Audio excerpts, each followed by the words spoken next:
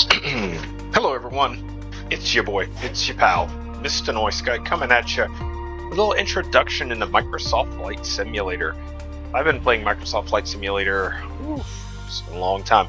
I believe I started on Microsoft Flight Simulator 95 many years ago, and then it just progressed. I have flown in real life, I have soloed in real life in a small ultralight, but that's been about the extent. Haven't done much real world flying since I graduated high school and moved off into the world. Hoping to get to it eventually at some point, but until then we just got to stick with Microsoft Flight Simulator. So Microsoft Flight Simulator X came out over a decade ago, almost 2 decades ago, was the last installment until 2020 when they came out with Microsoft Flight Simulator. So this is the updated version here. You can see the main home screen here. There is flight training, some fun activities, marketplaces where you go to buy all of your add-ons. First Flight Airport, that's where you kind of just jump into it. But for me, I've been doing this quite a bit. You see this gamer tag here, Merchant Wings 2. That is a very old gamer tag. That's back when I got my very first Xbox, which was the Xbox 360. Before then, I played on PlayStation 2. Before that, we go to the days of Nintendo. So Merchant Wings 2 was my username long ago, and it's kind of stuck with me for all my Microsoft stuff. If you see me play on PlayStation playing Call of Duty, my tag is Mr. Noise Guy. And if you watch me playing on Madden, it's EMT Dansby. It's a mix of a little bit of everything. I have considered changing my Xbox gamer tag to Mr. Noise Guy. Might do it down the road, but Merchant Wings 2's just got that. It's got that oldness, that fondness, that feeling of home to it. So we'll probably leave that one alone. I want to take you real quick here through the profile I've got here. 230 simulator hours total. Several takeoffs, landings, all that good stuff. Actually, let's go to the logbook here. There you go, logbook there, right at 229.34 flight hours here in the simulator. You can see several aircraft. Most recently, been flying the Cirrus Vision Jet. This right here is my daughter. She likes to get on here and fly around here and there and everywhere. I've been doing a lot in the Cirrus Vision Jet. When I want to slow things down, I generally drop here into the Cessna 152. I was flying the Vans RV-14 for a little bit, but since I got the Vision Jet, been having a lot of fun with that. You see a lot of these flights here. You fall down to Daytona. We've got Bush to Atlanta. A lot of fun long-distance flights there. The Bush to Atlanta flight, a 2-hour, 21-minute flight. These have all mostly been on the VATSIM network, which is a wonderful online community that connects simulator pilots with simulated air traffic control, which is real people. A lot of those people are either aviation enthusiasts or controllers in real life, so they create a certain deep level of realty in the game. So let's get back to our main screen here. Little introductory flight, we're going to go here. So you have a myriad of aircraft right here. I haven't really gotten into the airliners, especially not on VATSIM. You've got to be on your game when you're on there because those guys expect you to be professional at all times. The Piper Seminole here is probably my favorite twin-engine aircraft. A little bit slower, but very forgiving and lots of fun to fly. This here is the Cirrus Vision Jet. Let's open this up a little bit and we'll get a little better look at it. Liveries here. You can see the Cirrus Vision Jet. This is an actual jet in real life. The Cirrus Aircraft Company makes the Cirrus SR-22, which is very widely known, and the Vision Jet is one of their newer aircraft. Very easy to fly, very forgiving, and the speeds on final approach can drop to 100 to 90 to even 85 knots depending on the wind. So pretty slow on the approach, very forgiving jet. You see the service ceiling there, 31,000 feet. Lots of fun to fly, really good for a long distance. That's what we're not doing that today. So scroll down here, get on down a little bit further. You can see just a myriad of different aircraft, helicopters that you can fly. Not all of these come with the game. Some of these I purchased and downloaded, like the Progressive Aerodyne Company, the Sea Ray Elite. This is a lot of fun to fly. It's an ultralight or home built or now known as experimental by FAA rules. A lot of fun to fly. It has retractable gear. The gear right here simply come up and it turns into a flying boat. Flying around my hometown here in the simulated world is a lot of fun because we do have a lake, but we're not going to fly the Sea Ray today. Sonex Subsonics jet here. Lots of fun to fly. Very small single seat. Doesn't really have the service ceiling of the Cirrus Vision Jet, but and no autopilot. But this little aircraft is a ton of fun to fly. It's great for VFR jet flying. It's got some pretty decent speed to it. It got a nice little range, 360 nautical miles. It does have a smoke switch, so you can flip that smoke switch and do loops and barrel rolls and all kind of fun thing and paint the skies. Coming on further down, you get into your basic trainers here. The Cessna 172, which comes with float and ski mods. There's the Cessna 208B, the Caravan, which has been in Flight Simulator for years and years and years. Here's the Vans RB-14 that I was talking about. I used to fly this quite a bit before I got the Cirrus Vision Jet because it did have a little speed to it. But since getting the Vision Jet, I've moved on from it.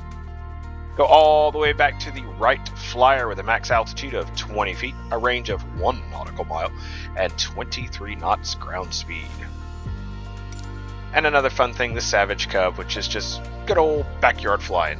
But for today's flight, we're going to drop into the Textron Aviation Cessna 152. Every aircraft starts with a weight and balance of 50% fuel. We're going to leave that there. Now that we've got our aircraft, let's go find our airport. No better airport, in my opinion, for introduction than my home field of Wheaton Field. This is the airport where I first flew solo by myself. And it's an airport that I love to fly in and out of here in the simulated world. So we've got our airport. We're going to start on the ramp. Everything's loaded up. The weather looks absolutely beautiful. Look at that sky right there. It's going to be a great day. Oh, world map. Here we go. We're all set. Ramp 8. And we're going to go fly. So it takes a little bit to load up here. My computer is hardwired in with Ethernet cable to the internet, so it really moves. There's some beautiful views here. Microsoft Flight Simulator has come leaps and bounds from where it started. And just this 2 decades from Flight Simulator X to this current version of Microsoft Flight Simulator, the views have gotten so much better. Alright, here we are. So here we are inside. You can see there's a little pixelation there. I don't like to, run my graphics card to its absolute max. So we're going to start here. Let's pop on the outside and get a good look at the aircraft. Alright, so here we are on the ground at Wheaton Field. There's our lovely little airplane. You can see the building. There are cars, live cars. This gentleman here in the front is there to give us a pushback if we need it. We're not going to need it. So, nice little walk around the airplane there. Let's get her started up. Now, the Cessna 152 in this game is just a little bit broken. You do all the things to get it started up and it still won't start. So for this aircraft, I just go to the easy old Control E for engine start. And there she goes. Lovely sound there. Very soft whirl of the engine. Now for this introductory flight, we are not going to be flying on the VATSIM network. It takes a lot of work, and I want to be able to talk you through everything that I'm doing and not have to worry about air traffic control. Now generally when I'm here at Wheaton Field, even on the VATSIM network, it's pretty rural, it's pretty remote. I'm really the only one that flies in and out of here. And there's no control, no tower control in the airfield, so we're always on the Unicom frequency. Alright, so we're going to go ahead and get our lights on here. Nav, strobe, beacon. We're going to get the taxi lights on too for a little realism. Pitot heat we can leave off. Cabin lighting we can leave off. Alrighty. Sitting to my side, I've got a set of Thrustmaster controls. One is just a simple joystick. I really prefer to fly with the joystick. I did at one point have yoke and pedals, but have since just stuck with a joystick.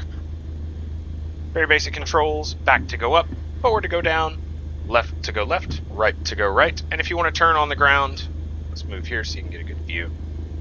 If you want to turn while on the ground, left and right twist. Connected to the yoke, we've got a Thrustmaster throttle system, and I've got some of the buttons and switches set up for our flaps and trim. Take a look at the flaps here. Dropping a notch of flaps, you can see them coming out there. Drop another one. We'll come back over. We'll start with 10 degrees of flaps for takeoff.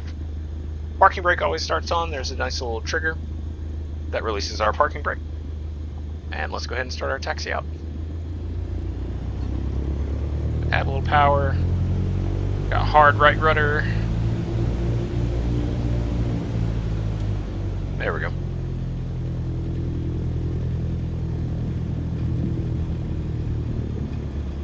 It's been a little while since I've been flying. I've been playing a lot of COD lately, so I just momentarily forgot to release the parking brake. That's a completely different button than trigger button, which is just simply the brakes. I can see our windsock down there. It looks like runway 36 is a good runway to start out with. Winds do look pretty strong here today. Let's get here to the threshold of the runway, and we'll try to take a look down there and see if we can get a good read on the windsock. If not, we'll turn on the weather and we'll take a listen to what the weather says. So, taking a look down there. Yep, it definitely looks, if it's not a crosswind, it's definitely going to be a 45-degree angle. Runway 36, so we're going to taxi out here to our left. One thing I am going to do, adjust our altimeter. Elevation at Eufaula, I know, is 299 feet above sea level. I know that from real life. Your altimeter right here in the center of the screen is always set to the barometric pressure, and that should give you your altitude from sea level.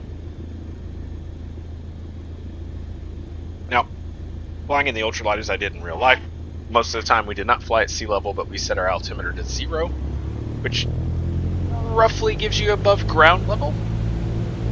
But here in Microsoft Flight Simulator, and especially on the VATSIM network, we always fly by barometric pressure and sea level. So making a left turn here, we're going to taxi down runway 36. So if you've checked out my channel, you have seen a couple of videos I posted. Ooh, yeah, that wind is strong. So you see the aircraft wanting to turn to the right. Yep, that wind is definitely coming from our right. You would think with the wind blowing to the right that you would want to, your aircraft would want to be turning to the left.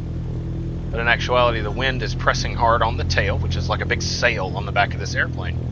And as it pushes, oh my goodness, as it pushes on that tail, the tail will want to go left and the nose of the aircraft will want to go right. This is going to be interesting.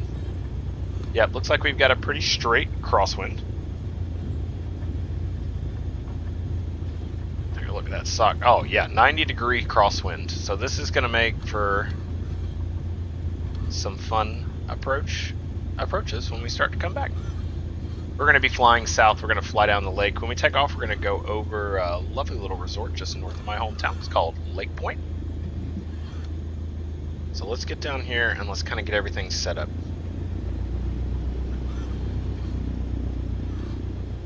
All right. So, as I was saying before we were so rudely interrupted by that crosswind, if you've been on my channel, you've noticed I posted up a few videos before posting this introductory video to Microsoft Flight Simulator. Those videos are a few captures I did flying the VATSIM network. There's a fly-in to Boston, which is a bit long, but lots of fun. I did a fly-in to Daytona, where I flew from Gainesville to Daytona in this very little airplane, and that was a lot of fun as well. Probably one of the most visually impressive ones was an approach into Reagan International in Washington, D.C., where we flew what's called the Runway 19 River Visual, which is following the river down to the runway, and it takes you right past the Washington Monument, the Lincoln Memorial, and the Pentagon, and the Capitol. Beautiful views out of that. Go check it out. The video is titled River Visual. Alrighty, so we're here at runway 36 in Eufaula. We're going to be doing a straight out departure. We'll pass over Lake Point, make a right hand turnout, and fly south down the lake and just enjoy some of these views. I'll talk about my hometown, talk about some of the places where I grew up, point out the high school, and then we may even fly over my old lake house that we used to live in. But till then, let's get started. Now what we're going to have to do, we're going to have to be real careful. The wind's going to be blowing from the right, and the airplane's going to want to turn left as we go down the runway. So I'm actually going to start us out on the right side of the runway. And we're going to need to be ready to hold a little bit of right rudder as we go down. Alright, so here we go. Yep, you can already see it trying to turn. So it's going to be a little wobbly here. Oh, right rudder, right rudder. Oh, yeah, you see that? As we get up and get away from the ground, it will get a little bit better. I'm going to actually start trimming us up a little bit. There we go. Now this would be a good day for a west to east flight. Flight up to Atlanta, probably not a good idea. But with this kind of wind down on the ground, a flight from Birmingham to Atlanta, we would see some very impressive ground speed numbers. Alright, so we're just going to keep climbing away. It's bumpy, bumpy. Good speed there. Let's bring the trim down just a little bit. Flaps are coming up. We hit our first 500 feet there. Whoa. So the Textron Cessna 152 does not come with an autopilot, so you've got to hand fly it the whole time. I believe the fly into Boston and the fly into Daytona, I flew the Cessna 152, so I was hand flying it the entire time. A lot of time at the controls. I was thinking about getting an elbow pad here for my right hand. My elbow is oftentimes sitting here on the computer desk as I'm fighting. Alright, so we're going to throttle back.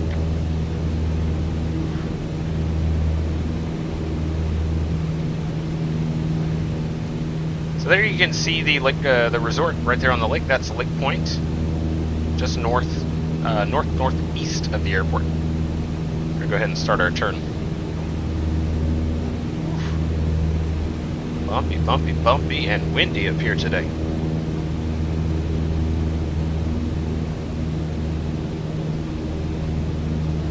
Making the right-hand turn out here, coming over to Lake Point. There was a golf course down there at one time. I played that golf course a couple of times. It was a lot of fun. There was a lot of Canadian geese there, and they like to poop on the greens. Alright, so we're going to level out here. The runway is going to be just back off to our right shoulder there. Bring the trim down a bit.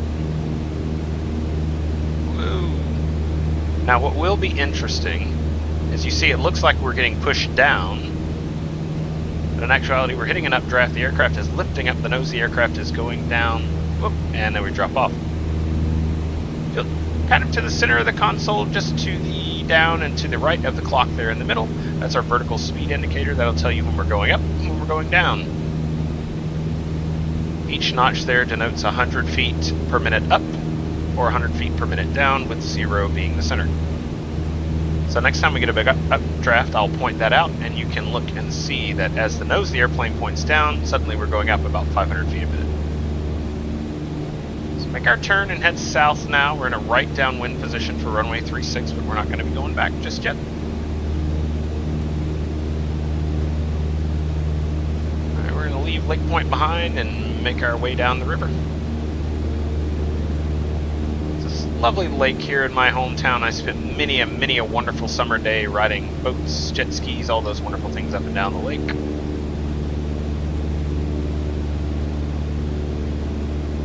As we're kind of up, stabilized, and cruise, I'm going to take us to a different view here. This is external view, so I'll still be able to control the aircraft. We'll still be able to see most of the controls, but we'll get a little better view on the outside. Might get a little bit louder though. Hey, and there we are. So this is a great view to have right here if you're wanting to get out and see the views. You can still see your primary instrumentation that you need. There's our vertical speed indicator on the right, the small dial, the big dial, our altitude. Alright, so we're starting to go up a little bit here.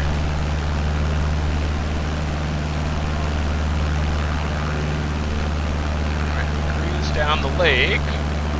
Now we didn't go up to Lake Point that much on the boats or the jet skis, because it's kind of alligator city up in there. The water was a lot shallower, there was a lot more marine life, fish, different things for the gators to feed on. As we go further down the lake here, the waters will get a lot deeper into the channels, a lot more open. You didn't see as many alligators this way.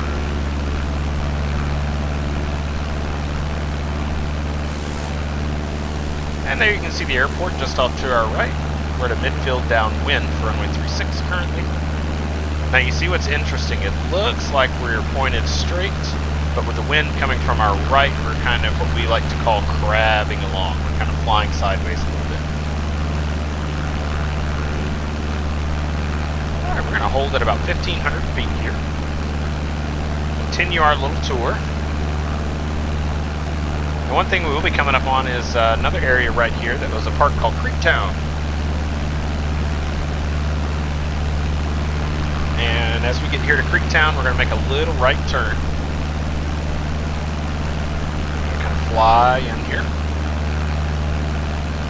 So as if you can see right there, just about off our nose now, down below baseball fields, that was where I had my first real job. And that was during the summer, and that was working for the Department of Parks and Recreation for the city. I worked at the concession stands right there. All these places you're seeing right here, this is all in real life. This is how accurately even these small little towns are rendered. It'll give us a nice little top-down view. There's the baseball fields. So these baseball fields right here were the newer fields, and those there off to the left were the older fields. As we come along here, we're coming over the top of this school here. This was my mother's school. It's the one private school in town. Just a second, we'll get another top-down view. We're starting to lose a little altitude, so we're going to come on up. That's going to slow us down a bit. At the one private school in town, that's where my mother graduated from. And as we come along here, you're going to see the public school. We're flying just over the top now. That's the public high school where I graduated, my father graduated, and my older sister graduated. Oh, look, there's a car pulling in the school right now. Alright, there's a little trip down memory lane, passing over the schools. We're going to make a left-hand turn here and head back towards the lake. Now, if you look right here off our left wing, a little inlet right there, that was the main marina for the city. A lot of great boats kept there. Spent many a good time heading up in there, but we're going to come out here to where the real party was. So we're going to head out, we're going to follow this inlet back out into the lake. As you see, it looks like we're moving a lot faster. We've got that wind coming from behind us now as opposed off to our right. We're cruising along. So this little point right here off the end, that was called The Point. A lot of the people in town would get out on the lake and drive the boats right out of the marina, come right there to the point, and we would spend many a weekend just chilling at the point, the adults drinking, the kids swimming, and all having a great time. Here's the causeway right here. To your left is the state of Georgia. To your right is the state of Alabama. Now, as we come along, there is one very important place that's missing. It's a small little island that would be just off our nose right about now, and that used to be, we used to call that Rabbit Island. Used to spend a lot of times there when I was a small kid, but sadly, Microsoft Flight Simulator does not have it in here. We're getting some downdrafts. Dropping down. Now, another right turn here as we're coming up on what was my home when I was in high school. It's right here on the lake. This small neighborhood we're about to fly over is where our house was. And right here off your left wing, let's see, just stuck down a bit. Throttle back. Right here, come back around and get a better view. Roll back some more.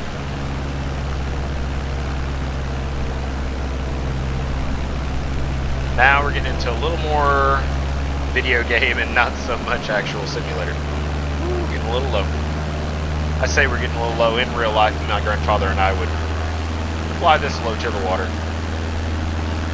buzzing over the people and trying to make them jealous. They're in their boat, we're in our airplane, and we're having a great time.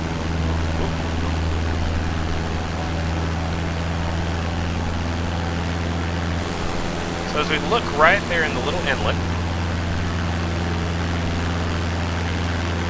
keep descending here, coming back around into this little tiny inlet right here.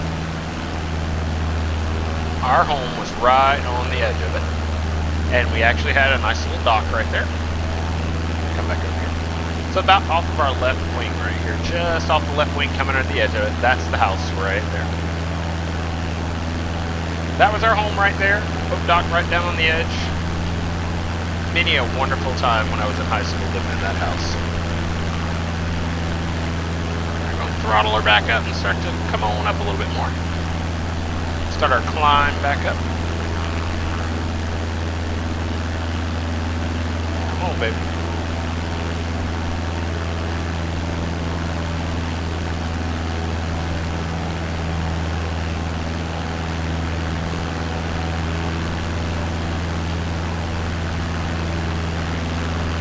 Right down here on the ends where my father came to work.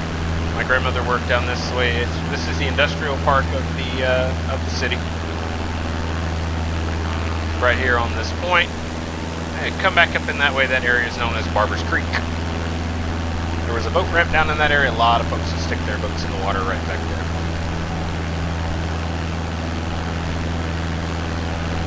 Climbing on up.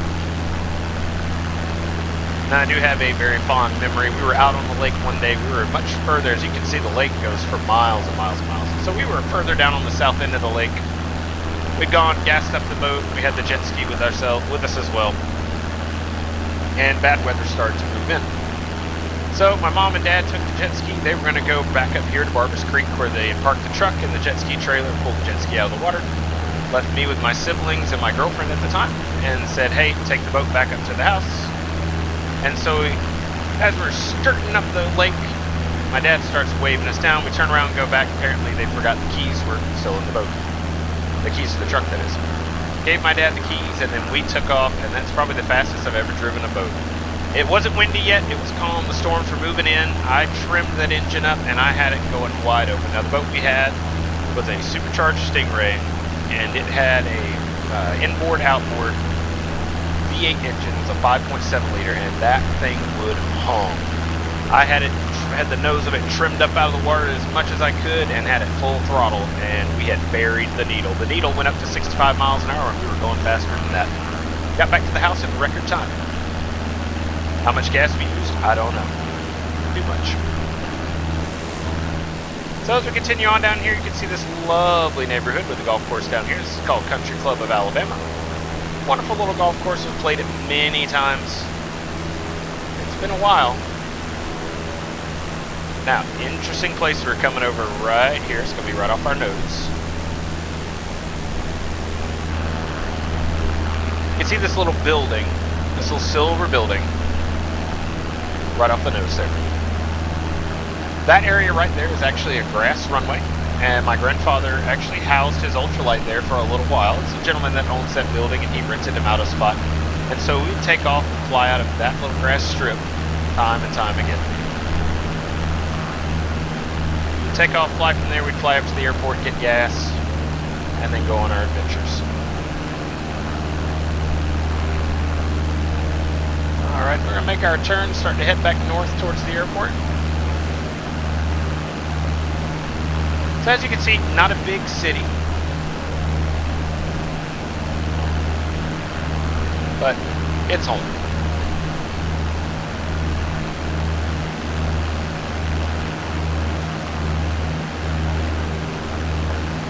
Like I said, Microsoft Flight Simulator about as real as it gets.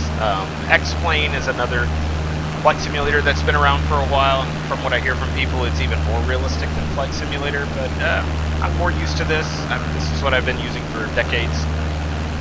So the controls are very familiar, the interface is very familiar, and this is what I generally stick with.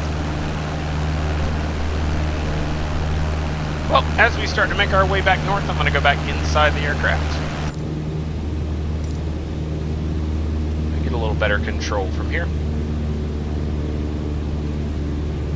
So when you get onto VATSIM, you have to, a lot of folks get on there, they fly using airlines, so they'll have airline call signs, Delta, American Airlines, which American Airlines is Cactus, is their call sign.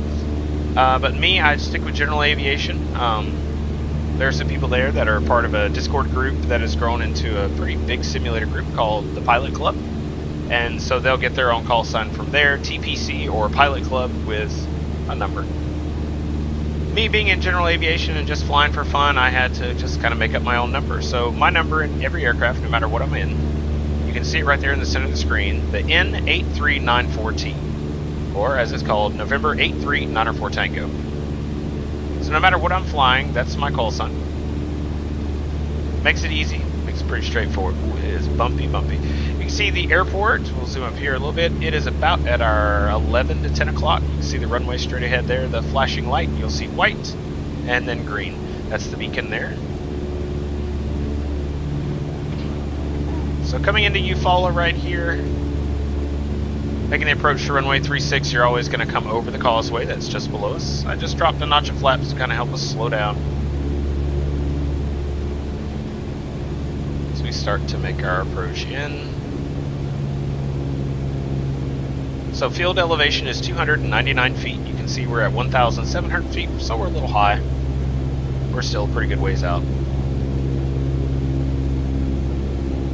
Now what we're going to have to do, because the wind is going to be coming from the right, so we're going to be approaching, and it's going to look like we're aimed to the, or the wind's coming from the left. So we're approaching, it looks like we're going to aim to the left of the runway, but what we're doing is we're trying to counteract the crosswind.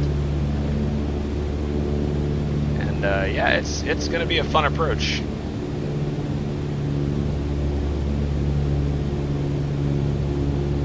That's the one thing about my little airport here. It's only got one runway, one going north, one going south. So if the wind's coming from the left or the right, it is what it is.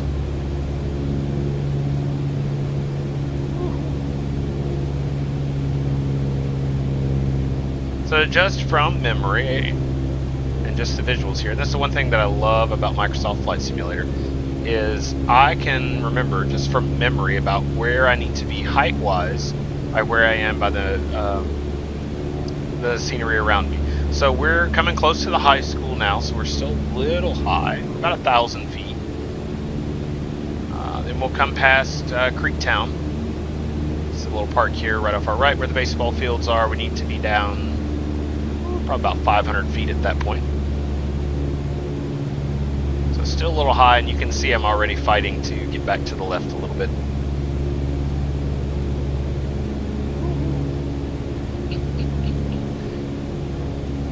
And keep the speed up, kind of helps us fight through the wind here. It's a 5,000 foot runway for the Cessna 152, that's no problem at all. As we get closer to the left of the runway, you're going to start to see two little white dots. Those are markers that help you get on the glide slope. If you see two whites, you're too high. If you see two reds, you're too low. If you see a red and a white, you're on the slope. So if you can look there and see, I can look there and see we got two whites. Like I said, we needed to be about 500 feet above the ground here, coming past the high school. We are getting pushed all over. I'm dropping another notch of flaps. It helps slow us up and stabilize just a little bit. You see the nose here is pointed almost 45 degrees to the left. Just trying to counteract that wind. There it is again. Alright, so we're still a little high on our approach. You'll see once we get down. Alright, a little more stable now. Man.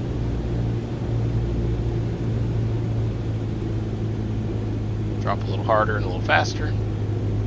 Still two whites on the Pappas lights.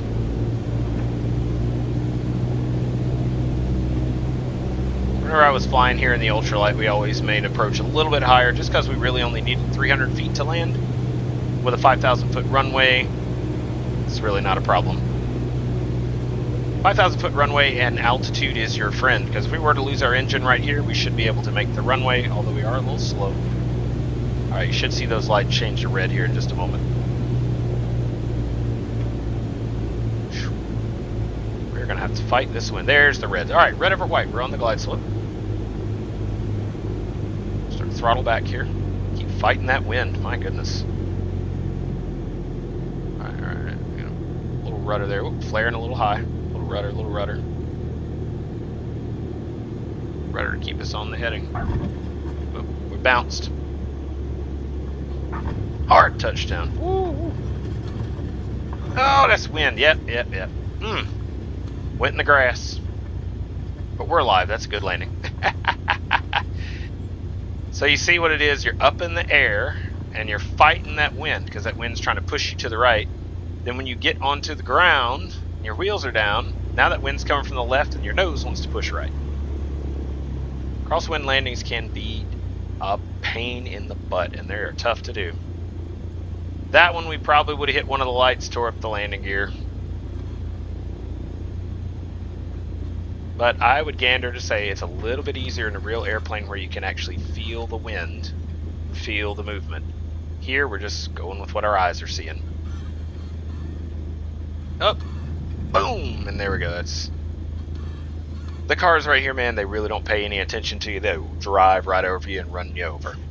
So we're back on the ground here at Eufaula. I hope you enjoyed this tour and this introduction to Microsoft Flight Simulator. Please keep a lookout for more videos I'll post. I'll definitely do some more videos on the VATSIM network for you to enjoy. You can hear some of the real-life ATC that we deal with all the time. It's your boy, it's your pal, Mr. Nice Guy, signing off.